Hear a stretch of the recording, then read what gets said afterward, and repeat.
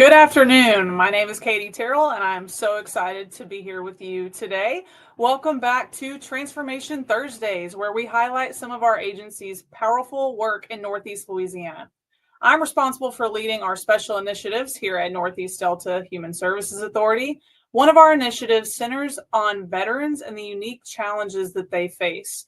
Today's episode will highlight our upcoming Opioid Summit, which will have a direct tie to veterans this year. Our mission at Northeast Delta is to serve as a catalyst for individuals with mental health, developmental disabilities, and addictive disorders to help them realize their full human potential by offering quality, excellent care with greater accessibility. Our vision is to build a unified Northeast Louisiana where individuals are thriving and reaching their full human potential. The three tenets that guide our actions are greater access to services, excellent customer service, and quality, competent care. It is Thursday, July 31st, 2025. On today's episode, we are going to highlight a very special event for our agency that we host on a yearly basis. This year, the Opioid Summit is titled From Service to Support, Healing Veterans and Communities from the Opioid Crisis. This is such an important topic, and our team can't wait to bring these critical conversations to our community. We are so lucky today to have three special guests on our episode. We will start with Ms. Kara Etienne. Kara is an opioid use disorder prevention manager here at Northeast Delta HSA. Welcome in to Transformation Thursdays, Kara. Thank you, Katie, for having me. Okay, so Kara, can you tell us why hosting an opioid summit every year is so important for our region? Yes. So this is something that Dr. Carroll and Dr. Sizer actually started even before I got with the agency. We took a little pause due to COVID in 2020 and 2021. And so we got back going in 2022 because of the prevalence of opioids in our community, the number of people that were reported being overdosing and unfortunately dying from it. And so we feel like it's important to bring this particular topic, to those within our area, so that they are understanding the trends, what's coming and going, and how they kind of wax and wane. Sometimes you may have higher instances of, overdoses occurring, and then it may drop off a little, but it doesn't mean that it's gone away. There's also a variety of other options for treatments that's coming along. And then people that are working and providing treatment and care to those who are suffering from the disorder. We like to hear from them and know what it is that they're doing. So it's a day that brings out everyone. Our audience is always a very diverse group. It's not just treatment providers and those that need CEUs. One particular year, we had a mother and daughter that was in attendance. The mother was a social worker, and the daughter was also someone that was suffering from opioid use disorder. She shared that story, and even at the end of the event, sent me an email saying, how beneficial it was for the both of them to attend that event together that day. So we have a wide, diverse audience. Individuals who are actively in recovery will be present with us. We have our vendors that'll be on site so that they can get key information. So it's an overall good event that brings a lot of networking and resources to our community. Absolutely. Thank you so much for providing that context. So if there are any individuals who are listening today and they're interested in potentially attending, can you give us a little bit more information about the summit in terms of logistics? Okay, so it's going to be on this coming Tuesday, August 5th at Bayou Pointe Center at ULM, on the campus of ULM. A lot of people, if they're familiar with the old ULM campus, it's the building where the natatorium used to sit. It is going to be, we will start registration at 8:30, and we will promptly kick off everything, our programming at 9 a.m. We're projected to end about 3:30, 4 o'clock, just depends on how we run in the course of the day. We have a very diverse lineup for everyone. We have Mr. Chad Willis, who is the clinical director for the HERO treatment program, which is a veteran program based out of Opelousas. We also have our keynote speaker. He's our feature speaker. Our keynote speaker, which is Miss Althea Williams, with her organization, She Vets It. out of Dallas, Texas will be with us. And then we have a very diverse panel. You're going to be able to hear from one of our panelists today as well, of treatment providers. We have a veteran who's also a peer support specialist that works on our team. We have one of the outreach coordinators from the HERO program is going to be serving as a panelist. And then we also have a lady that does a lot of outreach work in the Balkanville area, not only with the veterans population, but also the homeless population that is there. It's like I said, you'll be able to hear from a very diverse group of individuals that are doing the work daily, striving to help those who suffer from opioid use disorder, whether they're a veteran or not. I don't want people to think that it's just a veteran topic. The veterans is our highlight this year, but the topic of opioid use disorder is for any and everyone, especially those who are either affected by it, providing treatment for someone, or just wants to know and better understand the subject in the case that they ever come across it. So don't think that just because you're hearing the word vets, that it's only for veterans and only for those working within the veteran population. That was why we made sure to get individuals that were not just solely veteran specific to be a part of the day as well. We will have a vendor area. Last count that I had, and I would love if it's higher than what it was, but my last count was we had 22 vendors that were registered to attend. That'll be an area where they can go in and learn more information about those vendors while also getting some goodies. Everybody likes to leave and take away a little something at the end of the day. We will also provide lunch and a light continental breakfast. So it's going to be a full fun day of networking and sharing and working together to highlight this issue in our community, but also be able to take away some ways to work to help to resolve it.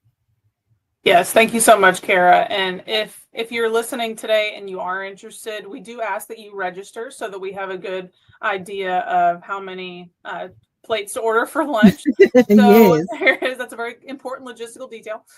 So the link is on the bottom if you're interested, and we'll put that link back up at the end as well.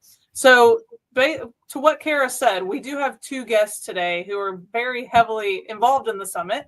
And so we're so happy that they were able to join us on Transformation Thursdays leading up to the summit, so you can get a taste for what you're going to hear on Tuesday. So first, I want to welcome Mr. Tyler Bonial, an assistant administrator at Pecan Haven Addiction Recovery Center. Welcome to Transformation Thursdays, Tyler. Hey, Katie.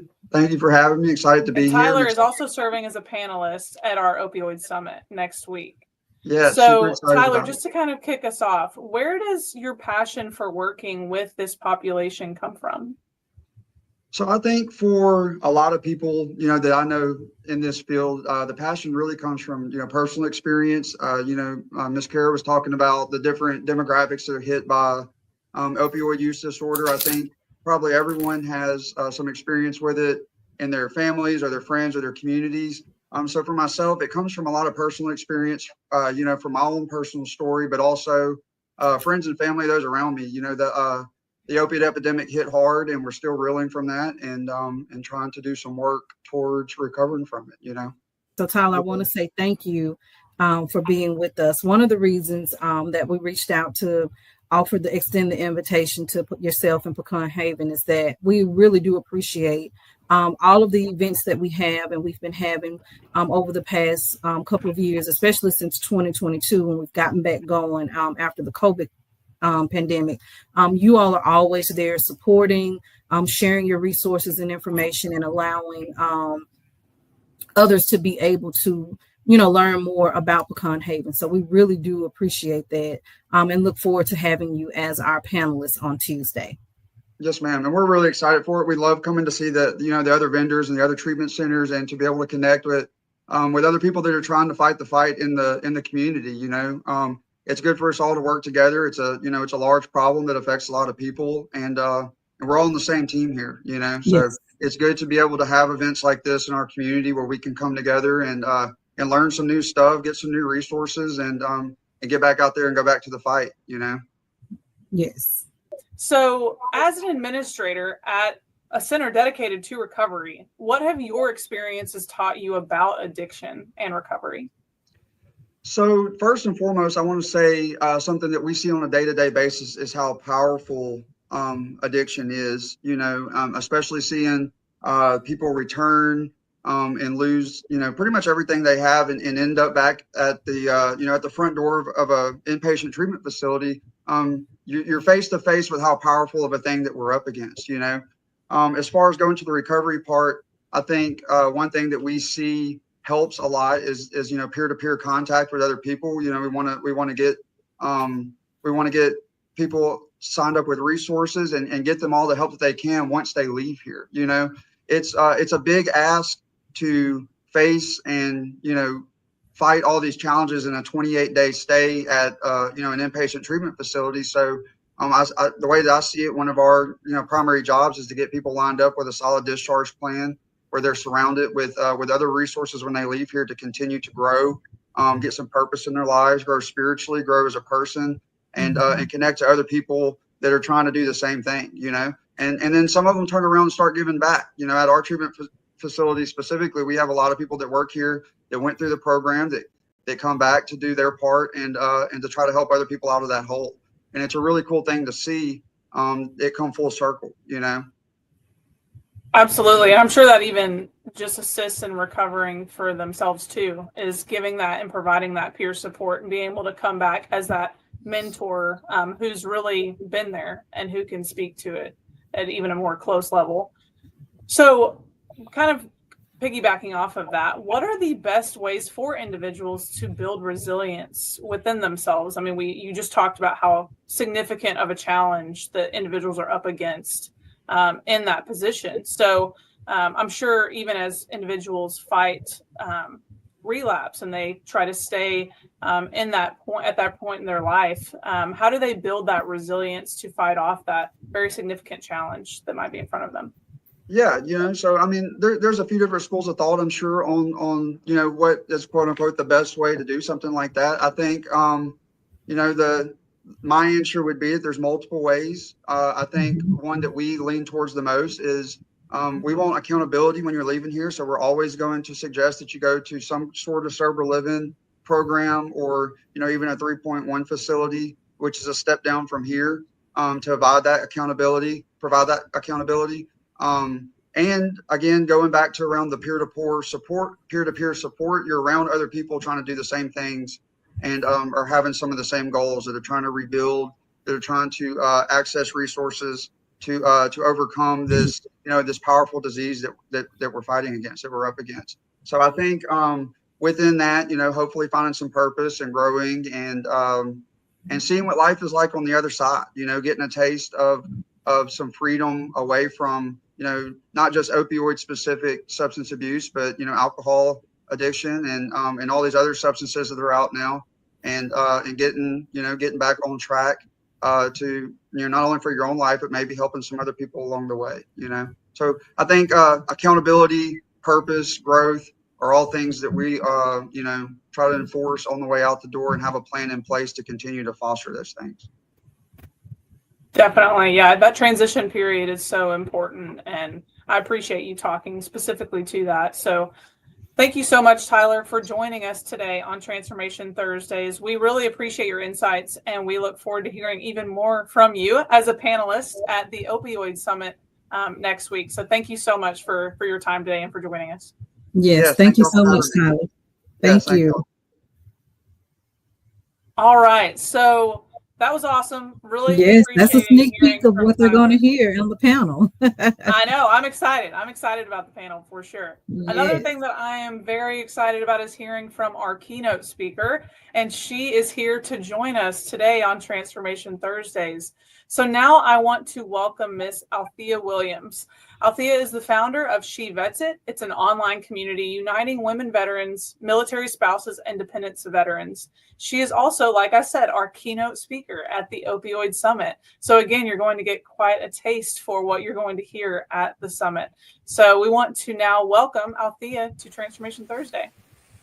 Hello, everyone. Thank you so much for having me here. I am so excited to be. Yes, we are so excited to have her with us. When Dr. Carol, I remember when she sent me her information and said, hey, take a look and see if this is somebody you'd be interested in. When I hit the link and I read it and I said, yes, please reach out for me. And one of the things I was most excited about is because my mom is a 20-year Navy veteran. And so she comes to the Opioid Summit every year. Unless she's seen it online somewhere, she does not know what the theme is and the focus of this year is. And so all I keep thinking about is she's going to be extremely excited once she finds out and realizes that the topic is something that she can definitely relate to this year and understand. Absolutely.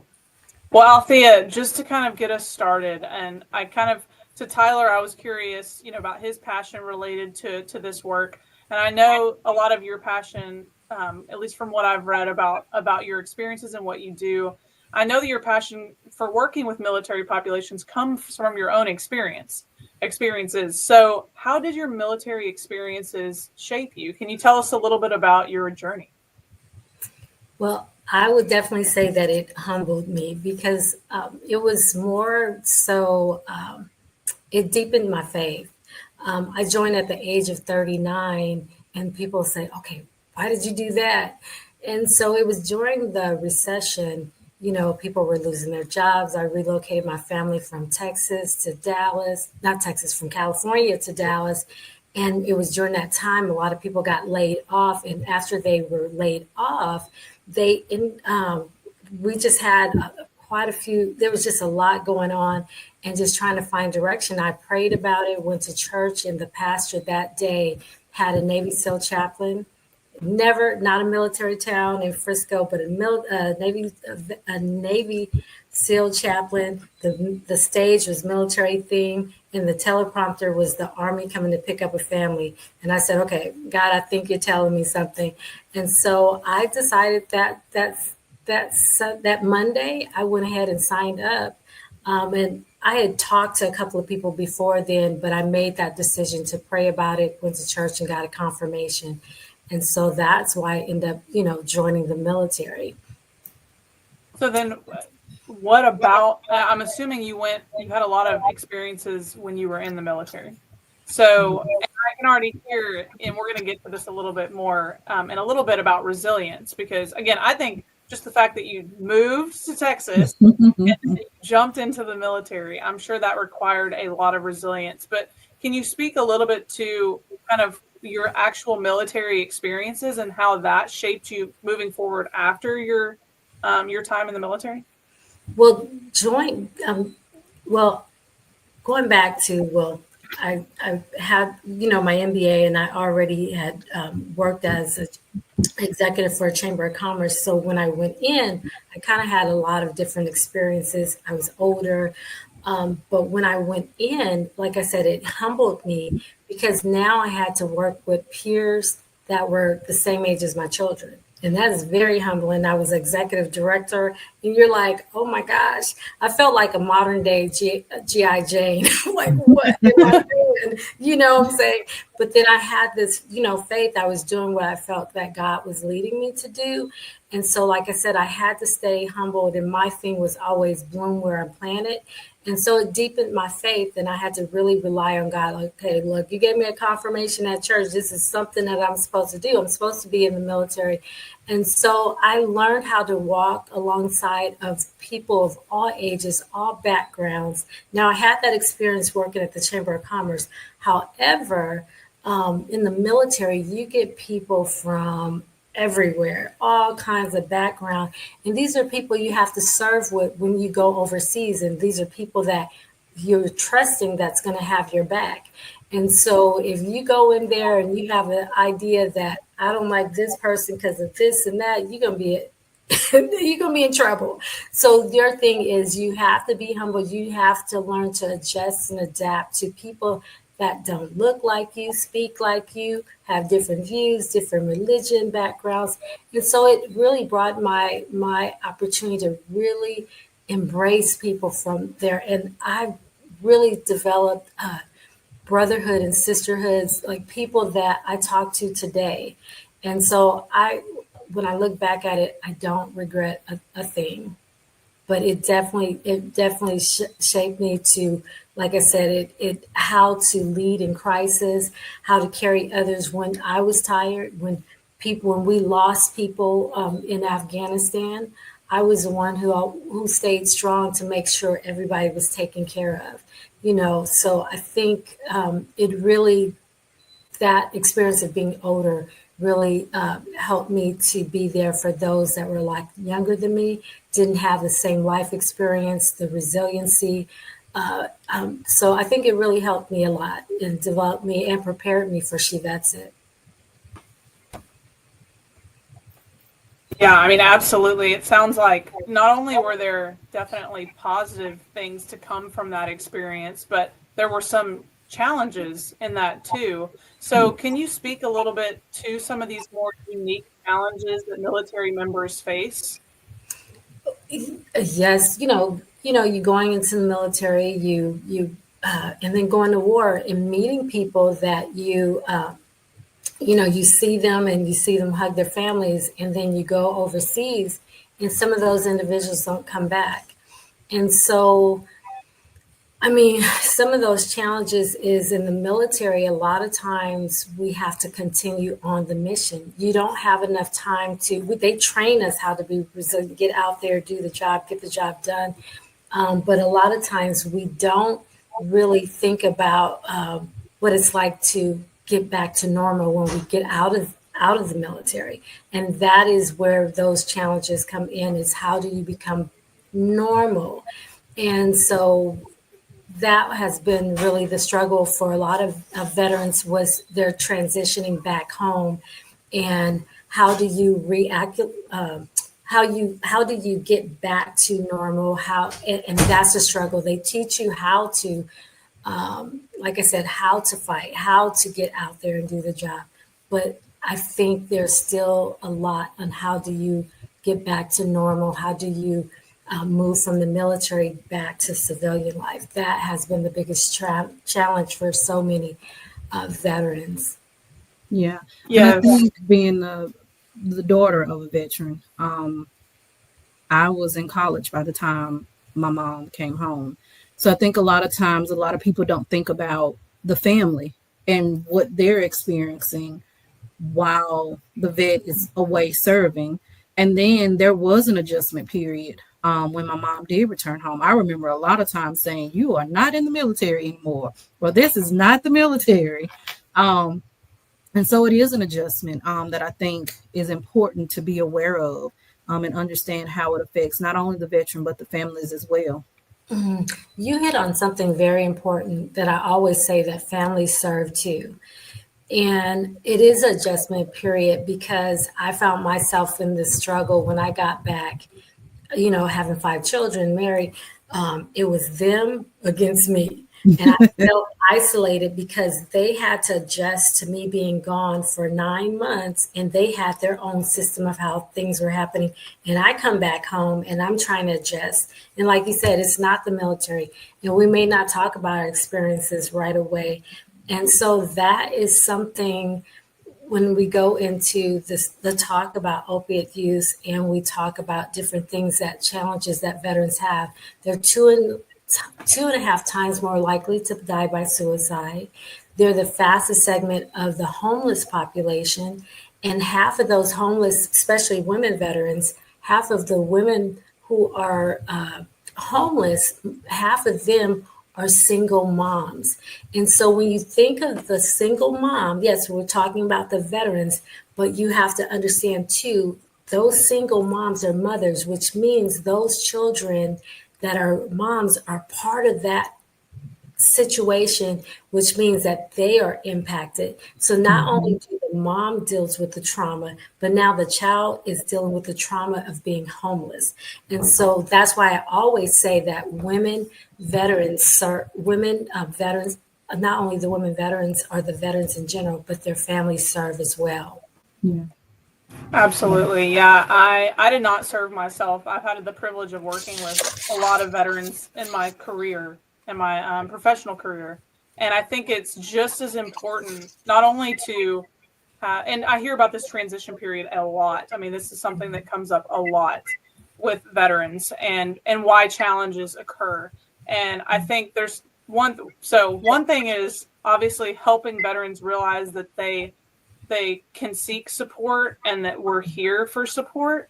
But then it's also another thing to help the public and, civilians realize some of those unique challenges, because they're just not things that everyone faces. And so just helping others see what's going on and why that's happening is so important. And we have an initiative called Operation Leave No Veteran Behind solely for that reason, solely to bring more awareness to the public, but then also to help veterans and their family members feel comfortable accessing services, because I know sometimes that can be breaking that barrier can be a challenge too, because again, you're trained to not ask for help, to know what to do and how to do it and move forward.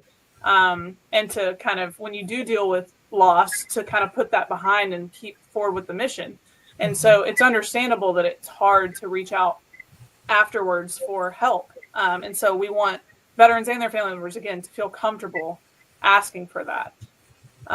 So I think kind of going into that a little bit more, we talk a lot about resilience. I mean, we talk a lot about that in our prevention and wellness department. We obviously have services, but either whether it's to ask for help or to continue to receive help or to kind of get past addiction and recovery, it's important to be resilient. So based on your personal experiences, Althea, how can individuals build a resilient mind and overcome those challenges that everyone faces, but military members and their families do face some of those unique challenges? Well, for me, I felt like what helped me was faith, finding my purpose, and sisterhood. And what I found is that, God uses everything in our lives. There's nothing that he does not use. He will use everything. And then that, like for me, I joined the chamber. I've done so many things in my life, and he used all that to bring me to this point to start She Vets It. He equipped me with everything I need, even the trauma, because I didn't even add the part that I went to Germany, came back from Afghanistan. I ended up getting a traumatic brain injury. And I thought, getting out the military, I had my MBA. God led me to do all the things that I'm doing. And then I end up getting a traumatic brain injury. I couldn't remember anyone. I still deal with things if I get too stressed. I deal with, a lot of different medical things that come with a traumatic brain injury. But God used everything, because what I say, that it allowed me to have empathy, compassion for veterans that suffer with chronic illnesses, invisible wounds, and things like that. So I always just share that God uses everything. And when you find your purpose, I always say there's life outside the military. There is, so I like to have on the podcast, I bring women veterans that come on to talk about the things that they're doing now. Because yes, we're all going to struggle when we're transitioning and we're trying to find out what's next. When you don't know if you're going to get a job after the military. Yeah, you may not get a job next week, but God has something in plan for you, and it may not come right then and there, but it's gonna work together. And that's why I said sisterhood is connecting with people, because you can't do this by yourself. And that's why community is so important.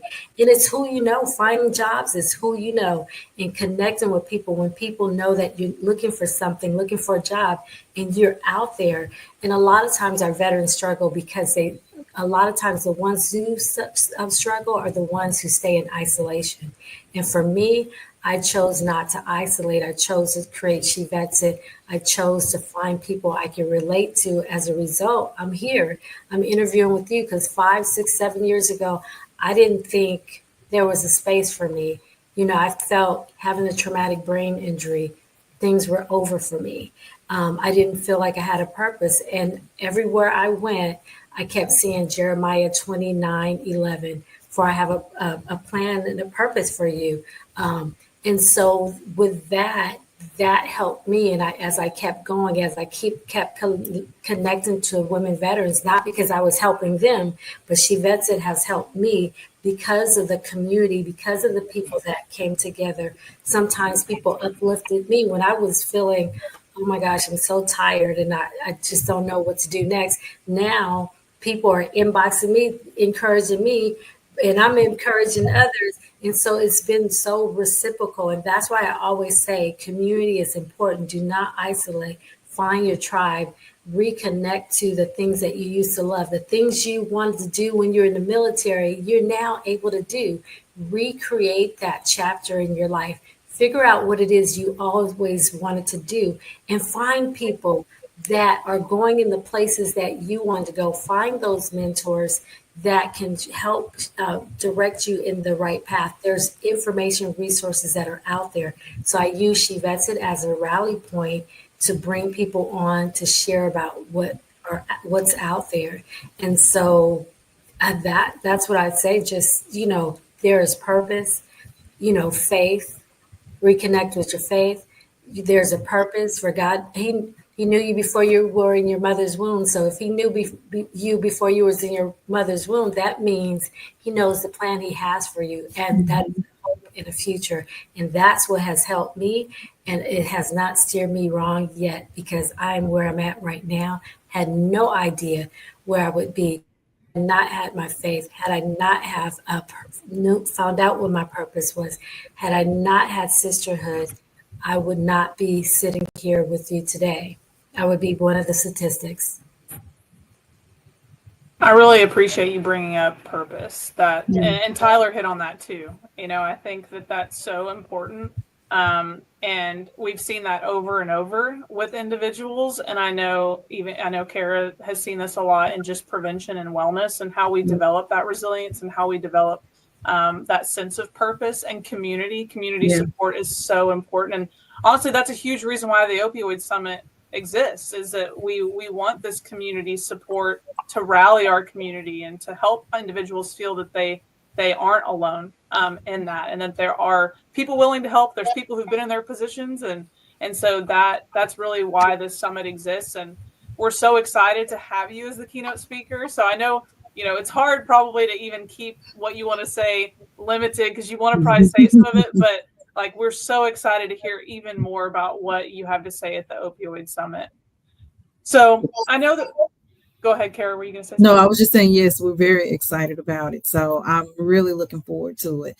And like Tyler said, there's such a need there in so many aspects of the opioid epidemic that, one entity can't do it alone. And Dr. Sizer takes seriously the fact that Northeast Delta should be leading the charge in ensuring that we're out here doing the work.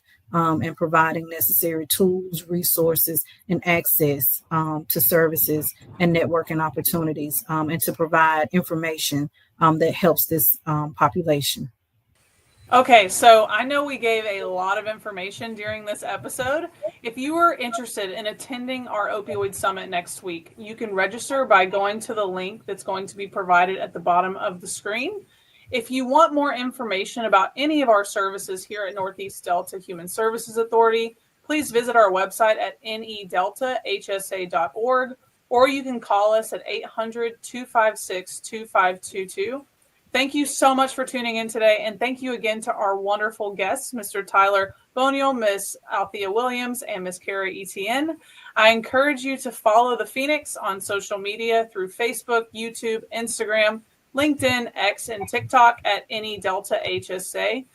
Now, we just encourage you to go be great today. We will see you next time. Bye, everybody. See you on Tuesday. You don't want to miss. Thank you so much for having me, and I look forward to meeting everyone.